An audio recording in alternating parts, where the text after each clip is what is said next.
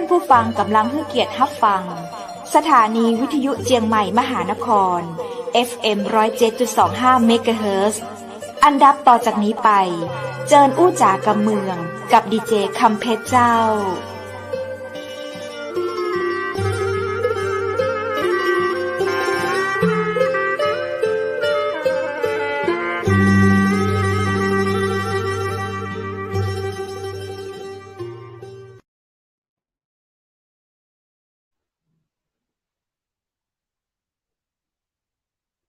สวัสดีเจ้าสวัสดีคุณผู้ชมที่ฮักและกระเติงหาชนักนะเจ้า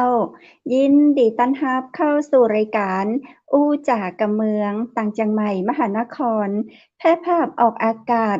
รายการสดจากอาคารวังสิงห์คำอำเภอเมืองจังหวัดเชียงใหม่เจ้าคุณผู้ชมและคุณผู้ฟังเจ้าปีกับปากับข้าเจ้าดีเจคำเพชรเช่นเคยนะเจ้ามากับเรื่องราวดีๆนะเจ้ามาเล่าสู่กันฟังเจ้าในช่วงเวลาดีๆหลังข่าวพระราชสำนักกู้วันจันทร์วันอังคารวันพุธพฤหัสบดีและวันศุกร์เจ้าเฮาบ่ได้ปากันในช่วงวันเสาร์วันอาทิตย์อย่างวันเสาร์วันอาทิตย์ที่ผ่านมาเป็นจะใดกันพ้องเจ้าหวังเป็นอย่างยิ่งว่าคุณผู้ชมและคุณผู้ฟังแฟนคลับของรายการจังใหม่มหานครจะสบายดีทุกผู้ทุกคนนะเจ้าเอาล่ะเจ้าวันนี้เฮาก็ยังมากับอากาศที่หนาวเย็นนะเจ้าเปิ้นฮ้องเย็นจ่อยบ่อยเลยนะในช่วงนี้เปิ้นก็ว่าจะเป็นการหนาวส่งท้ายแล้วเน้อบ่ต้องจมว่าหนาวกันแล้วเจ้ากอบโกยความหนาวไว้เพราะแฮ่มอาทิตย์หน้านะเชื่อว่าอากาศก็จะเริ่มร้อนแล้วนะเจ้าเนาะความร้อนก็จะมาเยือนเฮาปรับอุณหภูมิร่างกายเฮาให้ตันกับธรรมชาติที่เกิดขึ้นกันแล้วกันนะเจ้าเอาล่ะเจ้าคุณผู้ชมและคุณผู้ฟังวันนี้เฮาปากันแมลงวันจันทร์ที่30เดือนมกราคม2566วันเวลาก็ผ่านไปไวขนาดเลยเนาะกำเดียวปีใหม่กำเดียวก็สิ้นเดือนละพอแล้วเดือนหน้านี่ก็จะกลายวันพุธวันถือนี่ก็จะกลายเป็นปีเก่าแล้วเน้อเอาละก่อนที่วันเวลาจะแปรเปลี่ยนไปเว้ยเจ้าถ้าเฮามีโอกาสได้เนี่ยอย่างก็อย่าให้เน้อเป็นกำลังใจให้ทุกผู้ทุกคนเลยเจ้าคุณผู้ชมและคุณผู้ฟังเจ้าวันนี้ทางรายการเจียงใหม่มหานครนั้นก็มีโอกาสได้รับต้อนสุภาพแต่เจ้าทางเจียงใหม่มหานครนะเจ้าเฮาก็ได้มีโอกาสต้อนรับ VIP นะเจ้าน่าจะเป็นจากจังหวัดเชียงใหม่เนาะเพิ่นบ่ได้มีข้อมูลหยังมาให้ข้าเจ้าเลยนะเจ้ามีแต่ชื่อนามสกุลแล้วก็ชื่อเล่นนะเจ้าชื่อเล่นว่าคุณโก้ชื่อแท้ว่าคุณวรุษสันตติการจะใดนั้นเฮาเชิญปากับคุณโก้วรุษเลยดีกว่ากับเดี๋ยวเฮามาอู้มาจากับเปิ้นในรายการนะเจ้าว่าเปิ้นเป็นไผมาจากไหนติใดคุณโก้ยินดีต้อนรับสวัสดีเจ้าคุณโก้อยู่ที่ไหนเนี่ยเจ้าผมอยู่เชียงใหม่นะครับประเดี๋ยวครับอยู่เชียงใหม่นะครับกระเติงหาเจ้าเฮาเคยปะกันที่แม่เสลียงเวียงงามนะเจ้าแล้วเป็นยังไงบ้างครับตังรายการเป็นยังไงบ้างครับตั้งรายการหรือว่าตั้งแม่เสลียงกะเจ้าเสียงนะหมู่อ้ายเปิ้นนะครับที่เอ่จัดรายการอปากันที่แม่เสลียงที่วัดนะครับที่งานขันโตกนะอ๋อครับเจ้าๆสบายกันดีทั่วหน้าเจ้าอ๋อเจ้าครับเนาะเจ้าคุณโก้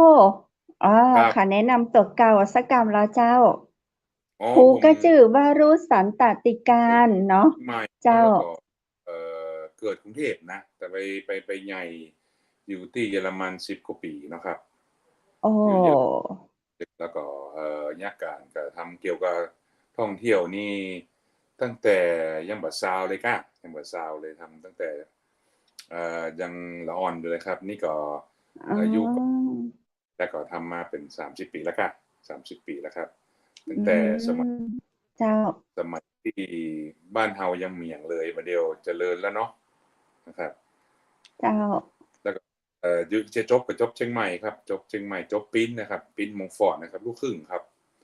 ลูกครึ่งมงฟอร์ดอ๋รุ่น MC อ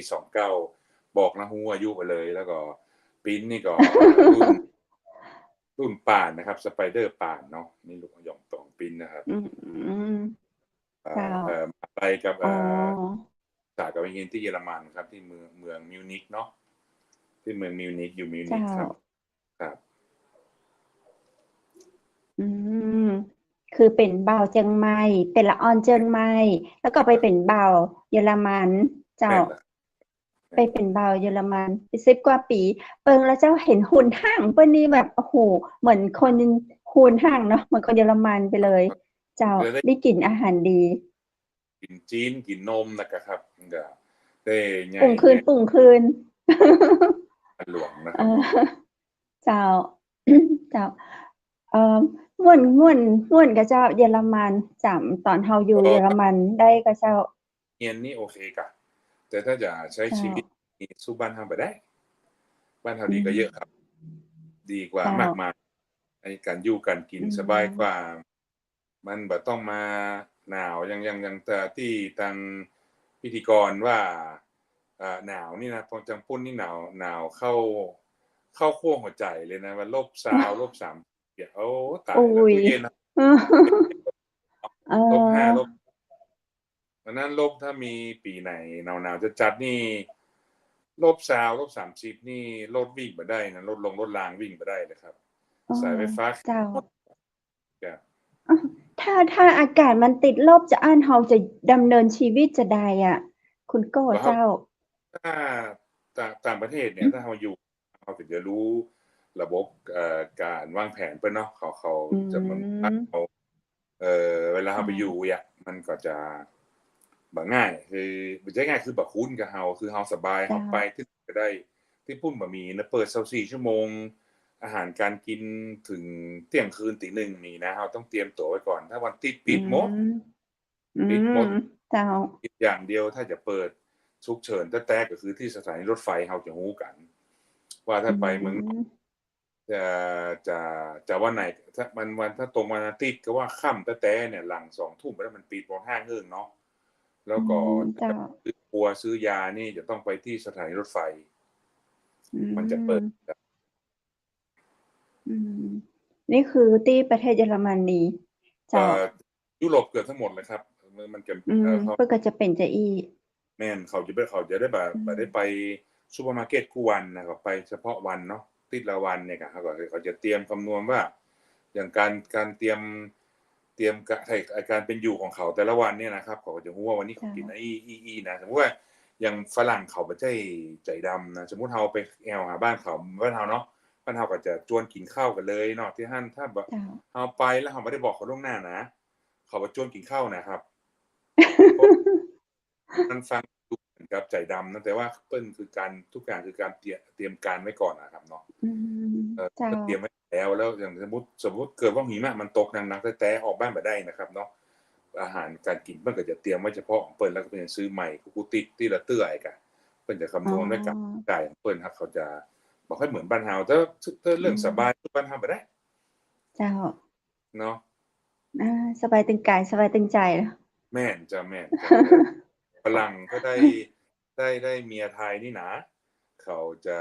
ติดแจ๊แล้วคนภรรยานะเขาอยู่เมืองนอกแต่ละอาผัวเปิ้นนะเขาอยากอยู่เมืองไทยสบายจะเอตายว่ะเนาะเจ้าแม่นใช่เชียงใหม่จะนัอืกกันไปเดียวมแล้วโตหลังโควิดมานี่ฝรั่งเตลยังเมืองนอกกันในเวียงน่ะอาใช่แต่ๆเจ้าเนาะแล้วอย่างวันนี้มาถ้ามาอยู่บ้านข้อเฮานะได้ อย่างทางรายการก็ถามได้เลยนะครับอย่างผมด้วยข้อมูลคือผมทำงานเกี่ยวกับท่องเที่ยวเนาะก็10เจ้าตีไป15ปีแรกเนี่ยผมทำ inbound ของห้อง inbound ก็คือทัวร์นี่มันมีอยู่3อย่างมี domestic เนาะเริ่มต้นกับ domestic เนี่ยคือคนไทยเที่ยวไทยเนาะแล้วก็มี เจ้า inbound ก็คือเอาฝรั่งไปแอวเมืองไทยแล้วอย่างผมเนี่ยอ๋อทำโดยก็คือทำ outbound คือทำฝรั่งเอาคนไทยไปแอวเมืองนอกเนี่ยครับเนาะก็ไปกุอ๋อปีนี่ก็เดียว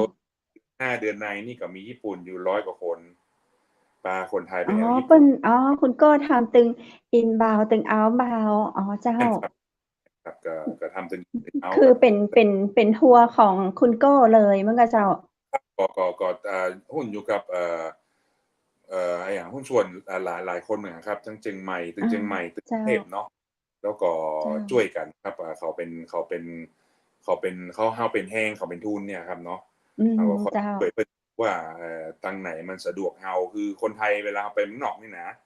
มันจะคนละแบบกับบ้านเฮาคือฝรั่งเขามาเมืองไทยเขาสบายแต่ไปเมืองนอกนี่แหมรูปแบบเนาะจะกินจะอยู่กับบ่ใช่ง่ายตุกนะครับตรงเวลาญี่ปุ่นนี่บ่ตรงเวลามันยกเลิกอาหารเราเลยเขายกเลิกอาหารเราเลยนะได้นะครับอย่างด้านบ่ายโมงเนี่ยเขามีคิวแต่ละคิวกับคิวบ่ายโมงบ่ายสองเนี่ยเนาะถ้าเอาไปขวายนี่เวลากินก็น้อยลงเนี่ยครับเนาะต้องเตรียมตัวหลายอย่างโรงแรมผมที่เข้าได้ง่ายบ้านเฮานี่เข้าห้องได้เลยญี่ปุ่นจะต้อง5 โมงก็ถึงจะเข้าห้องได้เนาะมีที่เอาเวลาไปเราต้องเตรียมตัวอย่างคนไทยเวลาเพิ่นไปเมืองนอกเพิ่นจะคุ้นกับอยู่เมืองไทยความสบายบ้านเฮาเนี่ยมันจะได้เรียบร้อยเนาะถ้าใครเคยไปเมืองนอกก็จะคุ้นดีนะครับแต่ห้องน้ำนี่นะบ่ได้นะครับอย่างบ้านเฮานี่10 กิโล5 กิโลก็มีปั๊มปตท.เนาะญี่ปุ่นก็3-4 กิโลมีปั๊มเติมมีห้องน้ำห้องเดียวว่ะโอ้ตายตังกับพอลูกเข้าตัวเนอร์ไว้เนาะเฮาก็บ่ได้ดูให้เปิ้นปี้เปิ้นก็บ่ใช่ค่อยคุ้นนะเวลาเปิ้นไปเฮาเปิ้นเตรียมตัวก่อนว่าต้องเตรียมเข้าห้องน้ำไว้ก่อนมันบ่ใช่หาง่ายเหมือนบ้านเฮาไว้กะจ้าครับ โดยหลักเลยก็คืออาชีพของคุณโก้ก็คือฮ้องเป็นไกด์หรือว่ามัคคุเทศก์เจ้าไกด์กับมัคคุเทศก์นี่แตกต่างกันจะใดเจ้าว่าเฮาอยู่ทำฝรั่งในประเทศเนาะเจ้าทำฝรั่งในประเทศกับคนไทยในประเทศเฮาจะฮ้องไกด์เจ้าสมมุติว่าคนเอาคนไทยไปเมืองนอกเนี่ยเฮาจะฮ้องหัวหน้าทัวร์ครับหัวหน้าทัวร์แล้วเขาก็จะมีไกด์บางประเทศนะครับเขาบังคับเนาะอย่างบ้านเฮาบังคับถ้าเกิดถ้าบ่มีบัตรไกด์แล้วฝรั่งมาทำก็โดนยับอีกอ่ะเฮาก็ต้องมีเมืองนอกเหมือนกันแต่ว่ามันจะเป็นบางเมืองบ่ได้อย่างเมืองใหญ่ๆอ่ะเมืองสำคัญที่มีประวัติศาสตร์หนักๆอย่างเมืองกรุงโรมนี่เนาะกรุงปารีสเนี่ยครับเนาะแล้วก็หมู่เมืองเก่าๆเนี่ยเขาจะต้องจ้างไกด์ท้องถิ่นเปิดนะเขาก็เป็นหัวหน้าทัวร์ไปแล้วก็ทางท่านก็เป็นโลคอลไกด์เขาว่าเนาะก็ใช้เป็นชั่วโมงเพราะว่าเฮาบ่สามารถที่จะ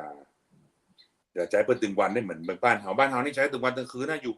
อยู่กับเฮาตึงคืนตึงวันนะถ้าเกิดสมมุติหัวหน้าทัวร์ฝรั่งมาแล้วก็มาอยู่คนไทยเนาะไกด์คนไทยก็อยู่จนเข้าโรงแรมแต่เมืองนอกนี่จ้างบ่ได้ครับ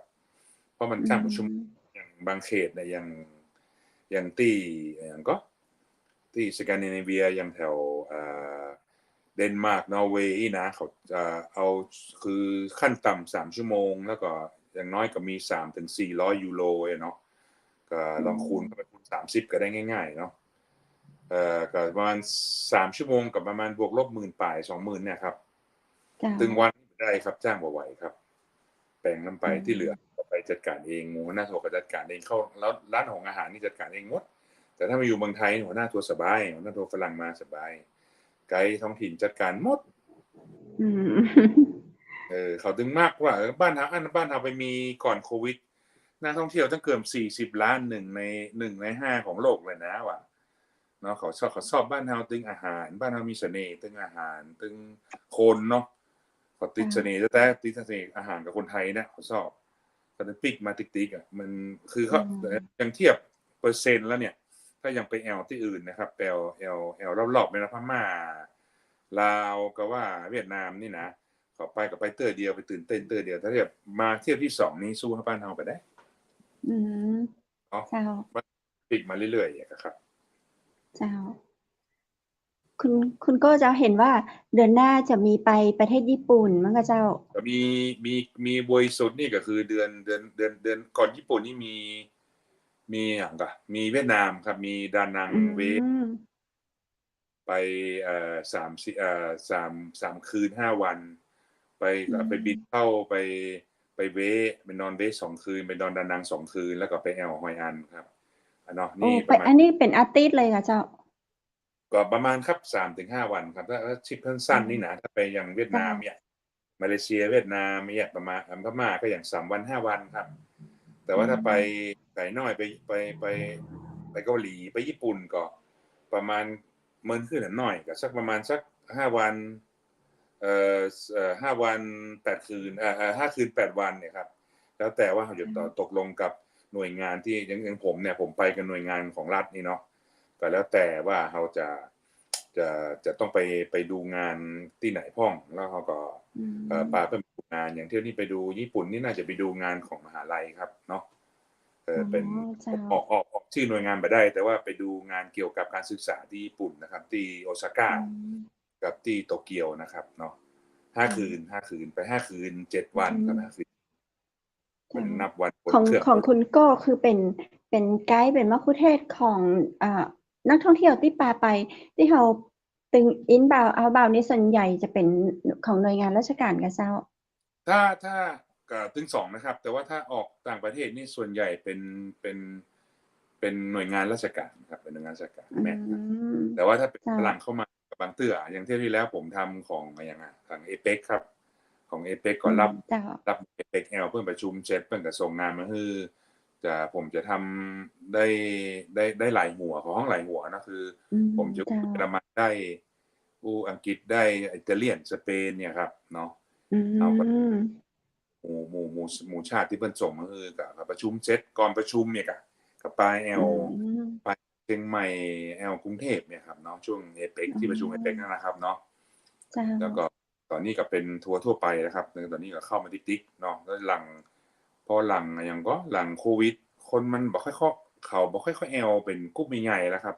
แอลเป็นครอบครัวเป็นสามีภรรยาเป็นอย่างเงี้ยเนาะแต่ก่อนทำเป็นกลุ่มใหญ่ๆแต่ว่าครับกลุ่มน้อยลงละแล้วก็จะเป็นอย่างเป็น FAT ของห้องเป็นครอบครัวเป็นสามีภรรยาไปอย่างเงี้ยแต่ไปเมืองนอกนี่ยังเป็นกลุ่มใหญ่อยู่ก็เริ่มมีห้องแล้วเป็นครอบครัวนี่นะเพราะว่าค่าใช้จ่ายมันสูงนะครับไปเมืองนอกเนาะมันไปเดียวตัวยังสมัยก่อนโควิดนี่ตัว 20,000 ปลายนี่ก็ถือว่าแพงแล้วนะประเดี๋ยวนี่ต้องมี 4-60,000 นะครับเนาะค่าตั๋วไปยุโรปนะครับ 4-60,000แล้วถ้าไปอเมริกานี่ก็ถ้าไปจับช่วงบดีนี่ก็แม้ 80,000 เพราะเดือนเมษาผมก็มีไปอเมริกาไปซีแอตเทิลกับวอชิงตันเนาะอันนั้นไป14 วันครับ10 วัน14 วัน10 วัน14 คืนว่ะมันนั่งเครื่องอย่างเดียวก็30 ชั่วโมงแล้วเนาะต่อไปต่อมาเนาะเหมือนปะทออย่างถ้าไปยุโรปนี่เหมือนแค่9 ชั่วโมงถึง12 ชั่วโมงแล้วแต่ประเทศเนาะแต่ถ้าไปอเมริกาเนี่ยเราต้องต่อไฟต้องมี20 ชั่วโมงขึ้นนะครับถ้าโชคดีก็ขึ้นเหมือนกับมีแม้30เนี่ยครับถ้าทวีปปุ่นนะครับเนาะในส่วนของคุณก็นี้ได้พานักท่องเที่ยวไปว่าจะได้เกือบจะทั่วโลกหรือยังนะเจ้าก็เว้นถ้าน่าจะครบ7 ทวีปแล้วครับน่าจะครบละทวีปที่ครบแล้วเคยไปตอนนี้ก็คือทวีปแอนตาร์กติกเนาะทวีปอย่างห้องว่าขั้วโลกใต้ครับยังไม่เคยไปเคยไปเจ้าแล้วก็บริษัทที่ผมทำเนี่ยบริษัท Blue Fly นะ Blue Fly เป็นบริษัทที่กรุ๊ปเฉพาะนะครับนี่เป็นบริษัทที่จะถนัดยุโรปครับกับอเมริกาเขาจะถนัดทางเมืองนอกนี่ถนัดเอาคนไทยไปเขาจะรู้ว่าอย่างความต้องการของลูกค้าจะใดครับเพราะว่าคนไทยบางกลุ่มเพิ่งก็เป็นอย่างของ special need นะครับเนาะเขาต้องการดูแลพิเศษเขามีคนที่มีสูงอายุเขาก็ดูแล้วก็คนที่อะไรหน่วยงานที่เขาไปอย่างบางครั้งอย่างไปดูบางหน่วยงานเนี้ยเขาไปดูอย่างก็โครงการนิวเคลียร์เพื่อสันติภาพพวกเนี้ยไปที่แปลกๆนะครับไปปล่อยจุดกดเคยไปละไปไกลหนึ่งละผมไปได้ยังแบบบางสะดวกนะเป็นไปปล่อยจรวดอย่างไปคุยเจรจาปล่อยจรวดที่ประเทศแต่ยุโรปประเทศหนึ่งเนี่ยเนาะกับป๋าเป็นไปเฮาก็ได้ไปเปิดหูเปิดตาครับนี่เนาะหันเปิ้นจัดการกันจะได้แบบอย่างองค์การนาซาอย่างแม่ก็จะประมาณนั้นครับแต่ว่าเป็นหน่วยงานของยุโรปเนาะหน่วยงานของยุโรปมันจะมีฝรั่งเศสนะครับที่บ้านเฮาชอบหน่วยงานบ้านเฮาแต่ว่าทางเอเชียนะบ้านเฮาโดยเฉพาะจะใช้ของเอสซ่าก็ฮะเป็นหน่วยงานของฝรั่งเศสครับเป็นเอกชนกึ่งรัฐบาลนี่ก็แล้วก็เพิ่นจะส่งดาวเทียมให้เฮาครับเดี๋ยวให้เฮาก็ดาวเทียมส่งของหน่วยงานเนี่ยครับ ของฝรั่งเศสเนี่ยไปที่เมืองตูลูสครับเมืองตูลูสเจ้าที่แปลงเครื่องบิน Airbus นะคะเขาจะมีว้า2วแผนกหนึ่งแปลงเครื่องบินเขาสามารถเข้าไปดูการผลิตการทำงานของเปิ้นหรือว่าไปศึกษาดูในด้านใดเจ้าเขามีอย่างก็เขามีคอนแทคกับเปิ้ลเขามีออเดอร์ดาวเทียมกับเปิ้ลนะครับเนาะหรือระบบการปฏิบัติการเนี่ยเขาก็สามารถขออนุญาตเขาเข้าไปดูได้มันก็จะเป็นอันนั้นเป็นอย่างเป็นการขออนุญาตพิเศษไปแต่ครั้งจะยูดีเข้าไปดูไม่ได้นะครับเขาเปิดมือเข้าเพราะมันเป็นความลับของเขาเนาะเรื่องเครื่องบินเรื่องจรวดส่งดาวเทียมเนี่ยครับเนาะถ้าผมไปมาเตื้อ2เตื้อแล้วไปญี่ปุ่นเตื้อ1ญี่ปุ่นก็ไปเรื่องส่งดาวเทียมนะครับเราจะไปเรียนรู้ส่งคนไทยไปเรียนประกอบดาวเทียมเนี่ยครับเนาะแล้วก็เอาประเทศเรานี่จะดีอย่างคือเราไม่ได้จ้างเขาอย่างเดียวเขาส่งละอ่อนส่งวิศวกรเราไปดูแล้วก็ไปศึกษาเกี่ยวกับการประกอบดาวเทียมแล้วก็ส่งดาวเทียมตัวเคยไปก็ไปเกี่ยวกับดาวเทียมนี่ไปญี่ปุ่นเตื้องแล้วก็ฝรั่งเศสเตื้องอันนี้ไปกับหน่วยงานราชการหมดเลยในการทำงานหมู่นี้ได้ไปได้ไปได้ไปศึกษาเรียนรู้คุณก็ประทับใจอย่างอยากเล่าให้ฟังพ่อเจ้าคือฮู้ว่าได้ไปนักแหละแล้วก็เป็น30กว่าปีที่ทำมาเจ้าลองเล่าให้ฟังพ้องมีหลังจากเหตุการณ์มันเกิดขึ้นแล้วประทับใจว่ามียุโรปมันอันตรายเนาะอย่างที่หันผมตัวใหญ่นะผมออกกำลังกายเนาะเวลาไปเอาไปกับผู้ใหญ่เนี่ยเราไปผู้ใหญ่เปิ้ลก็รู้สึกปลอดภัยก็ว่าไปกับปีมะยิงเปิ้ลเวลาไปไหนก็เอาปิดไปตัวเองอะยุโรปนี่ประเดียวถ้าไปซุ่มแปะนี่โดนจี้โดนปล้นง่ายๆนะครับประเดียวเจ้าคือบ้านเฮานี่คือถ้าเทียบกับยุโรป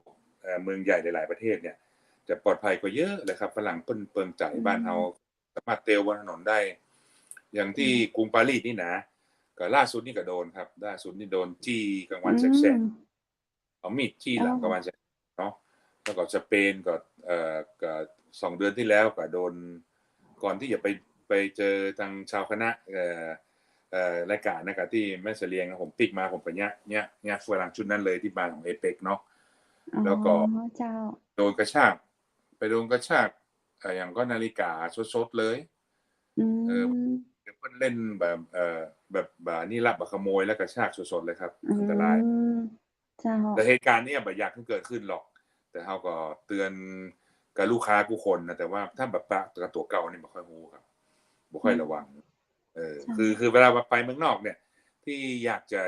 แชร์ความอย่างก็ข้อควรระวังนี่ก็คือเราจะควรจะแต่งตัวให้เหมือนกับคนท้องถิ่นที่สุดเนาะแล้วบ่ควรจะใส่ของมีค่านะครับของมีค่าที่มันมากคือมันเหมือนกับฝรั่งเนี่ยมิจฉาชีพเนี่ยเมืองนอกมันจะที่คนเอเชียโดยเฉพาะแล้วคนเอเชียที่โดนเพ่งเน้นที่สุดก็คือคนไทยครับคือคนพ่ออย่างเหรอเจ้าเพราะคนไทยรวยคนแล้วคนไทยก็ชอบพกเงินสดครับเมืองนอกมันจะจ่ายการ์ดแต่เฮาจะบ่วงเรื่องจ่ายการ์ดเสี่ยง 2% 3% เนี่ยเมืองนอกเพิ่นประชาจ่ายไปเถอะเพราะว่าสมมุติเราจะประหยัด100 200หรือว่า1,000 2,000แต่ว่าสตางค์นี่นะมันกระชากกระเป๋าสดๆนี่บ่เดียวสตางค์ไว้ในกระเป๋า 40,000 บ่คุ้มครับแต่เลยจ่ายไปเถอะการพวกการประกันแล้วเนาะอย่างนี้คือแชร์ประสบการณ์ถ้าไปคราวหน้าถ้าใครอย่างแฟนรายการได้ไปว่าทางพี่จันทางรายการได้ไปนี่นะควรพกสดไปจ่ายค่าอย่างเดียวง่ายสุดครับแล้ววงประกันประเกินเรียบร้อยเนาะแล้วก็ข้อควรระวังช่วงหลังเนี่ยอย่างยุโรปเอเชียนี่มันบ่ค่อยเป็นเกาหลีญี่ปุ่นไต้หวันเป็นแต่ว่าถ้าไปยุโรปเท่าไหร่ถ้าเข้าปารีสเข้ากรุงโรมเนาะเวนิสเนี่ยที่ชุกๆเนี่ยโจรชุกๆนะครับก็ควรจะแต่งตัวใส่ของยี่ห้อนักมันจะพอนะโมนี่มันพอเนาะพอกระเป๋าพอออกด้วยนะกระเป๋ายี่ห้ออย่างแหวนนาฬิกายี่ห้ออย่างหมดราคาหมดเลยครับเนาะเจ้ามันเขาก็คิดว่ายุโรปนี่คือแบบประเทศก็เจริญแล้วบ่มีเรื่อง ลักขโมยบ่มีโจรปล้นจี้ครับซ้ำหาย บ้านบ้านเฮาเลยคือบ้านเฮานี่คือฝรั่งปลื้มบ้านเฮานี่ก็นี่หั่นส่วนหเจ้านึ่งคือเขาสาเออมารถเต็มแนวไม่ยิงกันอย่างเฮาสังเกตเนี่ยอย่างผมไปเมื่อ2วันที่แล้วเนี่ยเขาก็บอกว่าเจ้าเขารู้สึกปลอดภัยมากอยู่เมืองไทยเนาะรู้สึกอืปลอดภัยมเป็นไม่ยิงเตลคนเดียวเขาก็ไม่ยิงเตลคนเดียวตามถนนในเมืองนอกไปบ่ได้นะครับเจ้ามันไปได้แต่คือเขาต้องรู้จักเส้นทางอย่างเที่ยวแล้วผมไปเตื้อเนาะไปเมืองใหญ่เมืองหนึ่งที่ในยุโรปเมืองแล้วเขาก็ยังเพื่อนร่วมงานบางคนเปิ้นบ่ฮู้ว่าต้องเตลจะใดยังไปเปิด GPS ไปเลยบ่ได้นะครับเพราะ GPS อืมันจะหามเส้นทางที่สั้นที่สุดมันก็แต่เส้นทางที่สั้นที่สุดนั่นบ่ใช่หมายถึงเส้นทางที่ปลอดภัยที่สุดเวลาเดินอืไปมพอเดินเจ้าอย่างเดินที่มันได้ก็ต้องเดินน่ะคือบ้านเมืองนอกมันบ่ใช่รถจอดหน้าโรงแรมได้มันต้องเดินเกินโลก็มีนะอืเอ่อมมี2โลก็มีอะถ้าเตลไปถ้าเราบ่ฮู้เนี่ยเราไปผ่านลาก GPS ไปน่ะมันไปมุดผ่านไอ้หมู่ที่ homeless อยู่หมู่ที่บ่มีอ๋อบ้านน่ะเนาะ เจ้าแล้วเขาก็ไปผ่านแล้วคนเป็นปุ๊กเนี่ยคนเป็น20-30คนมันเป็นที่เพ่งเล็งนะครับจะโดนอันตอืรายเปล่าๆอะมเนาะเขาต้องพอฮู้พ้องแต่อย่างผมนี่ผมสื่อสารได้กับคนพื้นที่รู้เรื่องเนี่ยอืมอย่างไปอิตาลีสเปนเยอรมันเราพอฮู้นะว่าตัดไหนมันบ่ดีอย่างผมไปอยู่มาผมก็อืจะฮู้ว่ามเขตเนี่ยมันบ่ดีเราบ่ควรผ่านเนี่ยครับเนาะอย่างฮื้อเจ้ารถบัสมันไปส่งเราก็จะฮื้อไปส่งห่างจากจุดนั้นหน่อยเราก็บ่เจ้าควรพาลูกค้าผ่านเตลผ่านนะเนี่ยครับเนาะอืมแต่อย่างขึ้นมัน ในการที่เฮาเจ้าเครับชิญเจ้าก่อนที่เรามันเวลามันเกิดหยังขึ้นมันบ่ม่วนอะครับมัน เจ้า เอ็นดูใช่ลูกค้าเนาะเจ้าไปถึใช่งปุ๊บไปเจ้าโดนกระชากกระเป๋ามันบ่ใช่ม่วนอืมแล้วเนาะเขาต้องอยู่เป็น6-7วันเนี่ยเนาะครับเจ้า ครับอืมเวลาถ้าเราจะไปแอลนี่เราควรต้องศึกษาก่อนเนาะยิ่งถ้าเราจะไปแอลเปิ้นฮ้องว่าเราบ่ได้ไปกับทัวร์อันนี้ยิ่งน่ากลัวเหมือนกับเจ้าคือกลัวไว้ก่อนน่ะดีแล้วครับคือกลัวเจ้าไว้ก่อนจะสร้างอืสมคือเราระวังตั๋วอย่างจุดเจ้าที่ควรสังเกตที่สุดถ้าไปเมืองนอกนี่นะที่มันจะเข้ามาพอเราคือจุดที่เราจะจ่ายตังค์ตามห้างสรรพสินค้าต่างๆที่เราจกตังค์เข้าจกตังค์ออกนะแล้วก็ช่วงที่เราจะข้ามถนนเราจะบ่ค่อยระวังตั๋วว่าง่ายๆเนาะข้ามม้าลาอืยอะช่วงมจอดม้าลายอะขึ้นรถลงรถบัดเดียวในโรงแรมยังเอาเลยครับอืมในโรงแรมเขาเข้าไปเอาขำโรงแรมมันจะพยายามเบี่ยงอืเบนมเนาะพยายามเบี่ยงเบนความสนใจเราถามเราแท็กซี่ก่อนอะพอหันอืปุ๊บมปั๊บคว้ากระเป๋าไปแล้วอ้าวคือกระเป๋าเนี่ยห้ามออกนอกตั๋วเด็ดขาดอย่างเขาอืเขาฮู้กันมพูดเล่นๆหมู่หัวหน้าเจ้าทัวร์ไปเมืองนอกเขาพูดเล่นๆกันตั้งหน้าของเราถ้าเอากระเป๋าเจ้าไว้ตั้งหน้าของเราเอาตั้งหลังอืเป็นของเขามถ้าไว้ตั้งข้างคนอ๋อละเกินเหรออ๋อ เนี่ยแหละครับ เอาไว้ตั้งหน้าตลอดเออทุกอย่างเอาไว้ตั้งหน้าตลอดเนาะเจ้าแล้วคนจกตังเข้าตังออกเนาะนี่มัอืนจะเป็นมจุดหล่อเพราะคนไทยเป็นชาติเดียวที่ยังใช้เงินสดอยู่ญี่ปุ่นเจ้าเกาหลีนี่เขาใช้การ์ดหมดแล้วครับบัดเดียวคือการ์ดอาบัตรเครดิตกับว่าเดบิตเนี่ยมันแตะปุ๊บมันจะดูดไปเลยเข้าใจเปล่าเจ้าแล้วก็ถ้าอืเกิดสมมุติว่ามกลัวจะโดนดูดเงินนักอย่างน้อยสุดมันก็ปลอดภัยคือว่าแบบมันมาทำร้ายเรา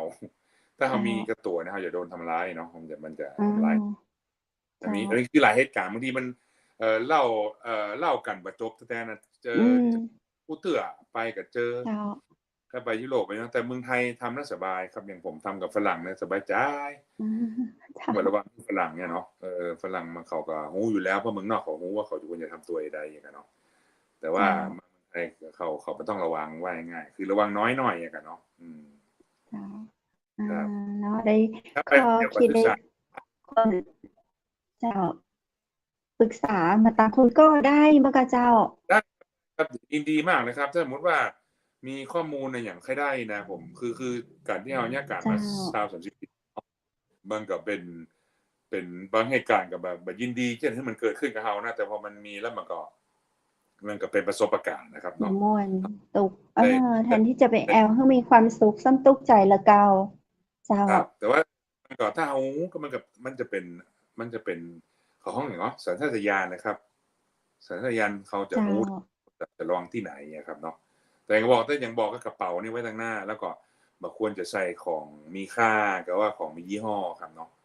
คือมันชัดเจนเกินจนเกินไปอะเนาะบางทีเฮาใส่คนไทยเฮาก็เข้าใจนะครับอย่างคนเฮาไปแอวไทยๆผมงามเนาะแต่งตัวแต่งตัวเออชัดเจนกับยี่ห้อดังๆเนี่ยบ่ต้องมันเล็งเฮาเลยนะอ๋อโจมนั่นคืออ่เป้าาที่ที่เฮาที่เฮาเรียกร้องความสนใจของเขาเนาะเออ เจ้าแต่อย่างผมเนี่ยผมตัวใหญ่อย่างลูกอืค้ามกับต่างจากผมแต่เด็กอะเจ้าสูงเกือบ2 เมตรแล้วเนาะถ้าใครถืออย่างหัวหน้าทัวร์คนไหนถือธงอย่างเคยหันทัวร์จีนถือธงบ้างไหมครับใช่ใช่เจ้าเมืองนอกนี่ไม่ได้เลยนะเมืองนอกนี่หมายถึงถ้าถือธงนี่คือว่ากรุณาขโมยฉันกรุณาปล้นฉันนะคปารับว่าหัวหน้าทัวร์ด เปิดใจแล้ว อ่าโชว์โชว์ความเป็นแบบเฮาสะบื้อแหมอินมันก็เจ้าบ่ฮู้แม่นแล้ว อะหยังเจ้ากับกลางแผนที่เลยครับอย่างออ๋ย่างที่ผมบอกอคือผมเหมือนคนพื้นที่มากที่สุดอ๋การแต่งตัวอแต่งยากเนาะแล้วก็เจ้าก็บอกแล้วก็บอกควรจะไปกลางแผนที่คือกลางแผนที่ปุ๊บเนี่ยเราถ่ายรูปแต่ผมนักๆเนี่ยอืเราก็รู้มเนาะเวลาไปต้องถ่ายรูปเนาะอ๋อแต่ว่าถ้าเกิดเจ้ามีคนถ่ายรูปเนี่ยจะต้องมีคนระวังคนหนึ่งคอยระวังคนหนึ่งอืเนาะมถ้าไปเจ้าใหญ่ๆเนาะเหมือนกรุงปารีสกรุงอ๋โรมเนี่ยนะอก็ควรระวังไว้ก่อนเนาะก่อนที่กะมันจะเกิด อ๋อมันก็โอกาสมีโอกาสบางคนบ่เคเจ้ายเจอแต่ว่าเขาบอกว่าถ้าไปกรุงโรมกรุงปารีสนี่บ่โดนปล้นนี่น่ะบ่ถึงโรมเด้อป๊าบ่ถึงดโธ่โรมน่ากลัว นะ อ๋อเจ้าเออครับอันนี้ก็เป็นปอืระสบมการณ์ที่เกิดขึ้นกับทุกคนนะบ่ใช่กับไผบ่ใช่กับมายิงบ่จ่ายเจ้าประเดี๋ยวมันโดนหมดแล้วครับเนาะหลังอ๋โควิดคนอตกงานหนักเนี่ยครับเนาะอ๋อเป็นแก๊งเป็นเจ้าทีมมันเตรียมตัวมาแบบคือบ่ใช่ทำคนเดียวนึกแล้วจะทำบ่ใช่มันวางแผนเป็นสอืเต็ปมโดยเฮามันตั้งแต่มีเป็นทีมไม่มันโดยเจ้า ไม่ใช่มันโดยตั้งแต่ออกโรงแรมแล้วมาขโมยเย็นก็อืมีนะ มอืมเจ้าแต่ว่าแต่มันพอแล้วไอ้คนนี้มุติเรามา20คนอะคนนี้ใส่ของยี่ห้อครับเล็อืงคนนี้ที่เดินมคนเดียวใส่ของยี่ห้อืออย่างพ่อมเจ้าแล้วเตลมันจะขี่รถเตลเราตลอดจนเจ้ามันทำกิจสำเร็จนะอืมครับเนาะอืมเจ้าแต่ไปนะครับถ้าเปิดเขาการไปแอลเมืองนอกเนี่ยมันอย่างหออย่างคำสุภาษิตฝรั่งเขาห้องคำเยอรมันเขาว่าอะไรอย่างสตังค์เหรียญสุดท้ายก็เอาไปบ่ได้ อาใจครับเนาะถ้าตายไปเฮายังไปได้ครับไปซื้อเจ้า ประสบการณ์ซื้อของซื้อของอะไรอย่างว่าแต่งตัวนี่เฮายังมีคนขโมยได้เนาะแต่ประสบการณ์เราได้ไปพบโลเจ้ากนี่บ่มีใครขโมยเราไปได้นะครับเนาะมันเจ้าก็จับไปเที่ยวได้เปิดหูเปิดตาได้ไปหันเมืองเพิ่นก็งามแต่นะว่าไปเจ้าปารีสนี่โรแมนติกมากขนาดเลยอาเจ้าเร็วบนถ้าในถ้าในแบบแอวต่างประเทศเนาะถ้าเราจะไปแอวต่างประเทศคุณโก้เจ้าแนะนำให้ไปแอวประเทศไหนเจ้าช่วงนี้ช่วงนี้ถ้าแล้วคนไทยชอบหิมะเนาะก็ไปสวิตนะครับสวิตอืฝรั่งเศสมเนาะ เจ้าจะไปเมืองนอกเนาะแต่ช่วงนี้กับสวิตฝรั่งเศสมันจะฮิตหน่อยก็เอาไปดูหิมะเจ้าครับอืแต่มตัวผมจะหน้าหนาวผมจะบบินผมอยู่เมืองไทยอืเพราะมันมหนาวเจ้ามันเจ้าผมมันบินมา20 ปี10 ปีแล้วมันใกล้มันเจ้า หนาวลงไปแต่ว่าอาถ้าเกิดหถ้าเป็นน้าร้อนต่างประเทศก็คือเป็นสวิตเซอร์แลนด์ถ้าช่วเยอรงหนาวมันปาเยอรรีสเนาะอิตาลีแล้วไอ้อิที่มันติดตาลีก็คือไปมันจะแอวยุโรปในช่วงนี้ถ้าช่วงนี้ชอบหิมะนะหิเจ้ามะต้องไปอ่าครับ ถ้าในเมืองไทยเฮาล่ะเจ้าถ้าในเมืองไทยคุณก็แนะนำจังหวัดหยัง เชียงใหม่เนี่ยกลับไปแนวไหนโคตรเชียงใหม่ของกินกับเจ้าครบวัฒนธรรมเขาก็มีอย่างเวลาผมอธิบายฝรั่งนี่นะมันต้องเจ้าอินด้วยคือเขาเจ้าต้องแยกชัดเจนว่าเขาเป็นวัฒนธรรมล้านนาเนาะเขามีประเจ้าวัติศาสตร์ใดเขาแยกจากอย่างก็จากกรุงเทพกับสยามจะใดครับความเจ้าชัดเจนในวัฒนธรรมของเราเนี่ยเรามีนี่คือจุดขายของเราเลยนะครับ ถ้าเจ้าเราเวลาเป็นอธิบายถ้าเกิดเราบ่สามารถนำเสนอสื่อกับเพิ่นได้เนี่ยเขาฝรั่งจะบ่ฮู้ว่าคนล้านนาแต่งตัวอี้อาหารล้านนาเป็นอือี้มเจ้าแล้วก็วัดของล้านนาจะเป็นอี้เนาะแม่นก็สมมุติว่ากรุงเทพเป็นอี้นะอย่างผมว่าเขาจะไล่ขึ้นมาเนี่ยพอเข้าลำปางปุ๊บเป็นวัดของพม่าอี้น่ะเนาะ เขาก็จะหันแต่ว่าสำหรับฝรั่งแล้วถ้าเอาไปได้อธิบายเขานี่นะเขามองประหันครับเขานึกว่ามันเหมือนกับมดอย่างนั้นมึงเหมือนเอาไปพอโบดฝรั่งนะกะอันนี้มันแหลมหูเนาะอันนี้มันแบนเลยครับถ้าเอาอธิบายเปิ้ลกับหูนะผมเนี่ยคนชอบใช่ถ้าจะมันมีสตอรี่มันจะน่าสนใจเนาะใช่แม่นแล้วเจ้าอันนี้เป็นโกธิอันนี้เป็นบาโรกเนาะอันนี้เป็นร็อกโคโค่นะมันก็ถ้าเจ้าพอเปิ้ลหันปุ๊บเนี่ยเปิ้ลก็จะพอเดาออกจะให้เปิ้ลฮู้หรือเปิ้ลรู้สึกเหมือนเฮาก็ยากแต่ให้เปิ้ลจำได้อันนี้อย่างนี้โกธิกไปแหลมๆนี่โกธิกเนาะถ้าไปมนๆป้านๆนี่มันเป็นบาโรกเนาะถ้าเกิดเป็นนูนต่ำเนี่ยเป็นร็อกโคโค่เนาะเปิ้ลก็นี่จำได้เปิ้ลก็มีอย่างปิกบ้านได้เข้าหัวมาอะกะได้ติดตัวมากับได้พอเปิ้ลมาดูสารคดีมาอ่านหนังสือเปิ้ลก็รู้สึกอินเนาะเหมือนไทยเหมือนกันครับเหมือนคนไทยเหมือนกันในเวลาเหมือนฝรั่งเหมือนกันถ้ามาเฮากับจีเนอร์อย่างคนอย่างก็บ้านหลองเข้ามาของหลองเข้าเนาะหลองเข้าตังภาคกลางนี่แหมย่างบ้านเฮาจะยุ้งเข้าเนี่ยกับหลองเข้าหลองเข้าของห้องหลองเข้ายุ้งเข้ากับเมืองอ่ะเจ้าแล้วก็มันก็เป็นแฮมแบบเนาะตั้งเหนือแบบตั้งภาคกลางแฮมแบบครับเนาะแต่จะสื่อสารให้ฝรั่งเขาพอเขาappreciate เนี่ยเขาจะชอบถ้าเราสื่อสารแล้วฝรั่งบางชาตินี่นะโดยเฉพาะนะเยอรมันกับฝรั่งเศสนี่ถ้าอธิบายเปิ้นไปจังไปเล่นไปเลยเปิ้นไล่ลงรถเลยนะครับคือเล่นเกมรถเหมือนทัวร์ของทัวร์โดเมสติกอ่ะคือคนไทยแอวไทยเนี่ยเฮาชอบเฮฮาเนาะแต่ฝรั่งบ่ได้คือเปิ้นต้องเฮียนฮู้นะเขาชอบเป็นนั่งทานข้าวกับชาวบ้านเนี่ยชอบไปดูควายไถนามานั่งถามผมว่าขอจอดดูควายไถนาก็ไม่ได้ก่อยเนาะมันก็ว่ามันจะไถก็จะได้อยู่พอบ้านเฮาไถก็ได้บ้านเฮาไถเอาน้ำลงก่อนแล้วค่อยไถเนาะน้ำปล่อยน้ำลงนาก็ค่อยฝรั่งมันใช้แท็กเตอร์มันบ่ต้องใช้น้ำเพราะแท็กเตอร์แห้งเข้าใจก่อนแท็กเตอร์แห้งมันก็แห้งๆกันเนาะแต่คือข้อมูลที่ฝรั่งเขาอยากได้ครับเนาะเขาอยากรู้ว่าง่ายเขาบ่ต้องกลับมาเล่นเกมมาคุยโจ๊กตลกๆเนี่ยเขาไม่ที่ชอบเนาะคนละแบบเขาคนละแบบคือผมทำทัวร์แนวนี้เนาะแต่เวลาไปเมืองนอกแล้วผมเจอก็ผู้ใหญ่ผู้ใหญ่ก็จะไปเล่นตลกโปกฮาเปิ้นก็ไม่ได้เนาะยังบางท่านก็เป็นถึงรัฐมนตรีเป็นถึงอธิบดีเขาก็ต้องดูแลเพิ่นแบบไปเล่นตลกไปเรื่อยมันก็บ่ค่อยงามเท่าใดกะแต่ถ้าบางหัวหน้าทัวร์บางท่านเปิ้นเป็นผมบ่เป็น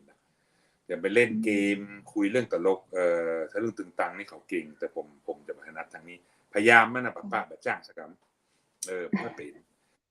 แต่ให้อยู่กับฝรั่งได้อยู่กับฝรั่งได้คือฝรั่งเปิ้นบ่ถือตัวไงแต่คนไทยเฮาจะมีว่าทำคือเกียรติผู้ใหญ่เนาะแต่ว่าฝรั่งนี่จะอายุเท่าใดเฮาก็คือถ้าอู้แบบหยาบๆคือเล่นหัวกันได้คนท้องคนเฒ่าผมก็เล่นหัวครับอู้ตลกปกฮาแต่เรื่องตึงตังได้ก็พอได้อยู่เนาะถ้าว่างๆไงกะแต่ว่าถ้าเฮาต้องคือข้อมูลเพิ่นคือแน่นหนาก่อนคือประวัติศาสตร์เพิ่นคือแน่นข้อมูลเพิ่นคือแน่นค่อยเพิ่นจะเชื่อใจเฮานะครับเนาะเจ้าจะอันในการเป็นไกด์เป็นมัคคุเทศก์นี่เนาะหอยต้องมีความรู้ที่แน่นมากเลยนะแล้วก็ที่สำคัญก็รู้ว่าลูกค้าของเราเป็นรูปแบบไหนต้องการอะไรอย่างนี้เนาะแม่นเฮาศึกษาเขาก็สุมาแต่เวลาผมจะบินกลับนี่นะอย่างผมบินกับผู้ใหญ่เนาะก็บัดดี้ผมก็ว่าเจ้าฮัลโหลยังอยู่ครับเจ้าได้ยินเจ้าอยู่เจ้าเวลาไปบินกับผู้ใหญ่เนาะเขาจะดูรายชื่อก่อนว่าไผไปเอาเที่ยวนี้พ้องนี่กะเขาก็ไปพอว่าท่านผู้ใหญ่ผู้นี้เปิ้นเรียนที่ไหนเปิ้นมีประวัติการทำงานจะใดเขาก็ได้รู้เปิ้นว่าเปิ้นเอาว่าเปิ้นชอบกินอันนี้เนาะเปิ้นทำโปรเจกต์นี้มาเขาก็ได้คุยกับเปิ้นรู้เรื่องเขาก็บอกควรจะอู้เรื่องนี้เปิ้นบ่หยังก็เปิ้นบ่ใช่สายนี้ครับผมจะบอกเขาควรอัดเปิ้นเอาไว้ไงถ้าคนไทยนะเคยมีเตื้อนึงเฮาก็บอกเวลาอย่างทำทัวร์ไปเฮาผมก็อ่านประวัติลูกค้าเนี่ยจะบินนะคนไทยนะผู้ใหญ่เนาะแล้วฝรั่งเขาก็ถามว่าอยู่ย่าอย่างน่ะอ่านชีทมันมีหน้าคนดูประวัติลูกค้าว่าอย่าไป เขายากอย่างมาเขาเรียนที่ไหนจะได้คุยกับเขาเรื่องเนี่ยแหละเขาเจอของแหลกเนาะ เจ้า แล้วฝรั่งก็ถามแล้วอยู่บ่อ่านประวัติเฮากายอ่ะผมก็บอกว่าอ่านแล้วเขาก็ลองคลิกชื่อภรรยาฉันไปรอแล้วก็พิมพ์ดูเนาะพิมพ์เล่นในเน็ตเลยกะ เจ้า เด้งขึ้นมาเป็นศาลสูงเมืองมิลานว่ะทำตัวธรรมดา โอ้ย ศาลสูงคือผู้ชายคนเนี้ยเคยเป็นอะไรอย่างก็เป็นเขาฮ้องเหรอเป็นพี่เลี้ยงของราชวงศ์เฮาคนหนึ่งของราชวงศ์บ้านเฮาเนี่ยคอยดูแลตอนท่านมาเฮียนที่อิตาลีนะครับเคยดูแลอย่างก็ทางวิชาการเนี่ยกะเขาก็โอ้เพิ่นติดดินมากเลยเวลาเขาผมไป เลิกเลยเนาะได้เจอแบบนี้ เนาะเวลาไปเมืองนอกไปนัดเขาปะกับเขาเป็นศาลสูงนะเมืองมิลานนะที่ฟ้องนายกอิตาลีลงตำแหน่งนั่นนะขี่รถไปสปามาหาผมว่าโอ้ขี่รถไปสปามาหากินข้าวกับเฮาอ่ะแต่ว่าฝรั่งเขาตีเขาติดดินหน่อยเนาะเอาปลาเขาฝรั่งนี่บอกห้ามเนอะเอาเฮาไปกินสเต็กมาห้ามนะผมนี่ปลาฝรั่งไปกินพวกไปสมัยเป็น20-30 ปีไปกินข้าวซอยไปกินหมูเต๊ะนะฝรั่งมันชอบว่ะเขาไปที่ชอบในร้านสตรีทฟู้ดเฮานี่ดังไปทั่วโลกเลยถ้าคนไทยไปเมืองนอกเฮาก็เขาจิ้มเนาะแต่คนไทยคืออาหารบ้านเฮามันจะจัดจ้านเนาะเขาจะสักวัน2 วันนี่ก็ได้อยู่แต่ว่าหลังหั่นจะได้ส่งน้ำพริกปีเพื่ออ้ายไปหลังไปเมืองนอกก็เตรียมน้ำพริกไปเจ้ามาก็ต้มข้าวต้มไม่กันเนาะวันก็หาน้ำพริกให้เปิ้นแมลงก็หาแกงเปิ้นแปลงเองหมดอ่ะไปแล้วแบบไปกินอาหารต่างประเทศอีเนาะสัก2 วัน 3 วันมันโอเคอยู่นะถ้าเลยวันที่3ที่4ไปในวันนอนต้องน้ำพริกตาแดงไปตวยละน้ำพริกตาแดงเหนียวนี่นะเขาตึงเอาไปเหรอเขาผมตึงโหลดแล้วเขาเลือกไปหมูทอดน้ำพริกตาแดงนะแต่ว่าอย่างที่ออสเตรเลียเนี่ยบางประเทศคือทุกประเทศนะแต่ว่าที่จะ strict ที่สุดเนี่ยหรือว่าเข้มที่สุดนั่นคือออสเตรเลียกับนิวซีแลนด์เขาห้ามเอาอาหารเด็ดขาดนะโดนปรับ400-600 เหรียญถ้าเกิดไปคือห้ามอาหารเข้าไปเลยไม้ยังเข้าไปได้เลยเม็ดพืชก็ไปได้เมล็ดพืชก็ได้นะเมล็ดพืชเขาขัวยังไม้งานแกะสลักมาได้นะเพราะเขากลัวมอดมอดปวกเนี่ยติดไปแล้วนะก็คือแล้วก็ยังอาหารเนี่ยนำศัตรูพืชเข้าไปขอห้ามนะครับเนาะครับออสเตรเลียกันทีไรนี่หนักสุดแต่เพิ่นห้ามทั่วโลกนะแต่ว่าออสเตรเลียสุดแล้วปรับหนัก400-600 เหรียญแล้วปรับหรือว่าเอาออกไปถ้าใครไปเมืองออสเตรเลียกับนิวซีแลนด์จะเอาอาหารไปเยี่ยมญาติเนี่ย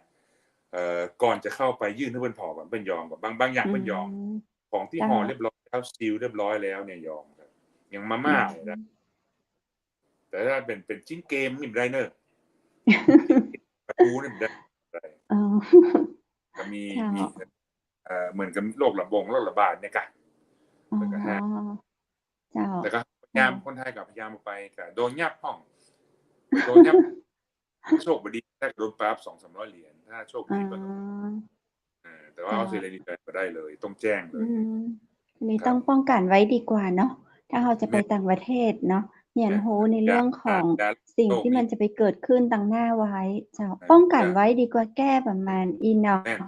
แก้หน้างามคุณโก้เจ้าวันนี้เราอู้จากันมาถึงช่วงสุดท้ายของรายการแต่จะได้คุณโก้อย่าเพิ่งออกจากห้อง VIP นะเจ้าเดี๋ยววันหน้าเรามาอู้กันตอนที่2ตอนที่3เล่าสู่กันฟังหันเนาะได้สาระดีๆจัดนักแต่เจ้าวันนี้เจ้าในเรื่องของการท่องเที่ยวต่างบ้านเฮาก็ยังบ่ได้ค่อยอู้ได้ตะใดต่างบ้านเปิ้นก็ยังบ่ได้อู้ได้ตะใดว่าเนาะเศรษฐกิจจะจะอย่างใดเรื่องของการท่องเที่ยววันหน้ามาอู้กันแหมเนาะคุณโก้เจ้าวันนี้ในช่วงท้ายของรายการเจิญคุณโก้อยากฝากอย่างถึงพ่อแม่พี่น้องต่างจังหวัดมหานครเจิญเจ้าครับก็คือคนบ้านเฮาต้อนรับคนเชียงใหม่นะครับต้อนรับคนต่างชาติต่างจังหวัดคือนี้เมื่อเปิ้นถ้ามีอย่างกระจ้วยเหลือเปิ้นมันจะท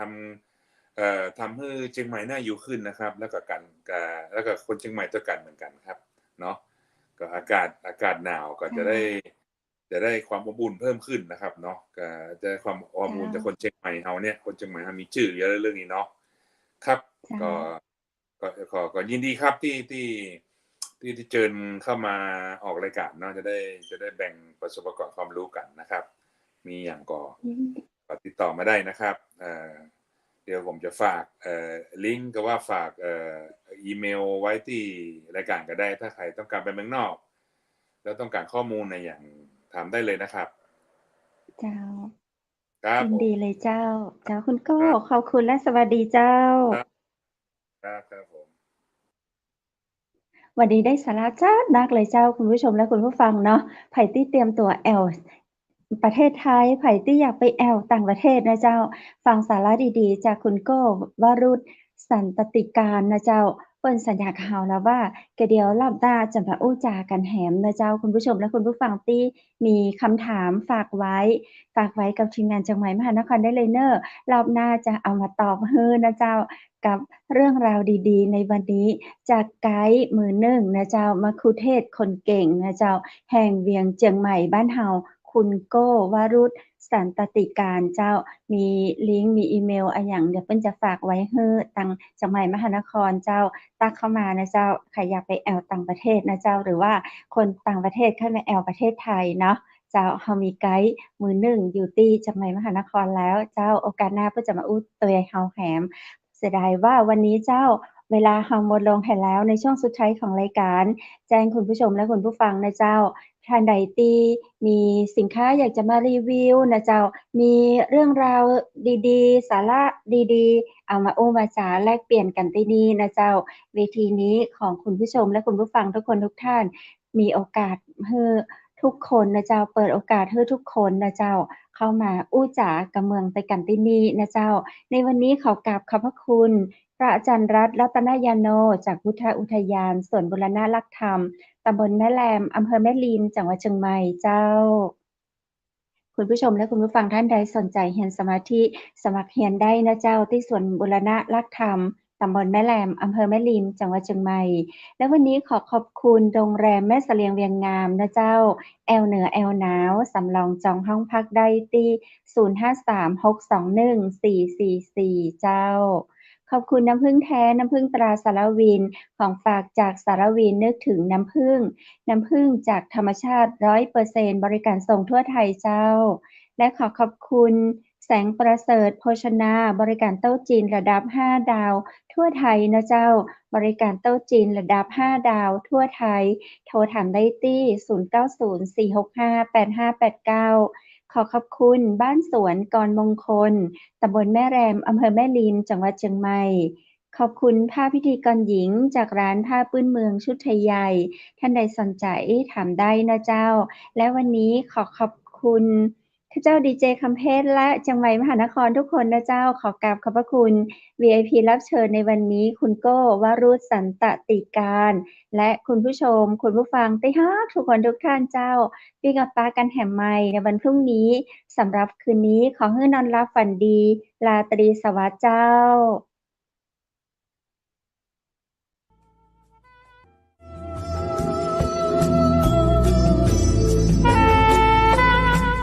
ดอยสุเทพเป็นสี